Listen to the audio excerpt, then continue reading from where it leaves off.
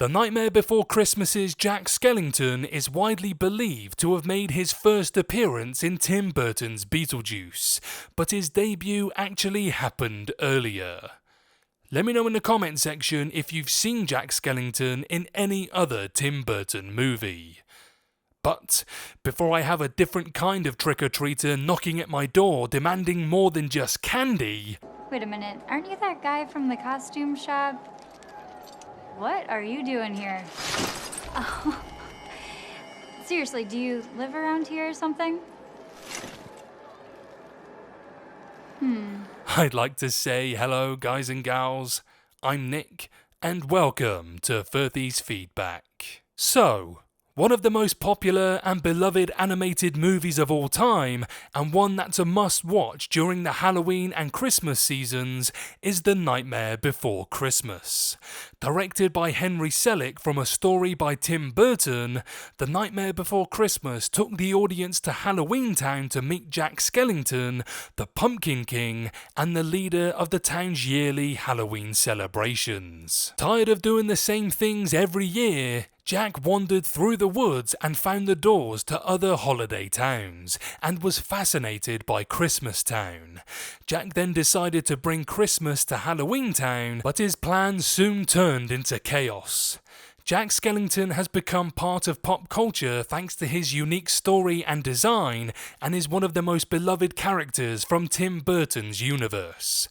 For years, Jack has been believed to have made his very first appearance in Burton's Beetlejuice, released in 1989, but in reality, Jack made his debut 6 years earlier in one of Burton's most acclaimed short films. Jack Skellington's first appearance has been widely believed to have been in Beetlejuice, and while he does make a quick cameo appearance next to the famous bioexorcist, his debut was actually in the short film Vincent. In 1982, while working at Walt Disney Productions, Tim Burton made a black and white stop-motion short film titled Vincent. Narrated by Vincent Price, Vincent tells the story of 7-year-old Vincent Malloy, who idolizes Price and experiments on his dog to create a ravenous zombie dog. Vincent is also obsessed with the works of Edgar Allan Poe, which inspire delusions that he's a tortured artist and a mad scientist. In the final minutes of Vincent, the boy is tormented in his make-believe world by ghosts and other creatures. Some of these appear briefly to better give the idea of Vincent being haunted, and among them is an early design of Jack Skellington. This version can also be seen in the first 2 minutes of Vincent, but it's seen more clearly during the aforementioned scene.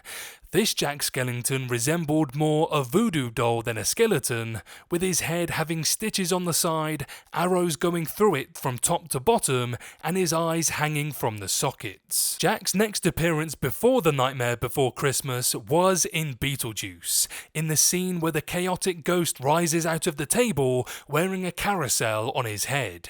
At the top of the carousel is Jack's head, with a design closer to the final one than the one seen in Vincent, as this one definitely looked like a skull.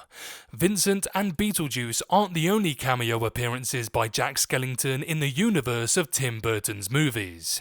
3 years after The Nightmare Before Christmas, Jack appeared in Selick's James and the Giant Peach, produced by Tim Burton, as Pirate Captain Jack.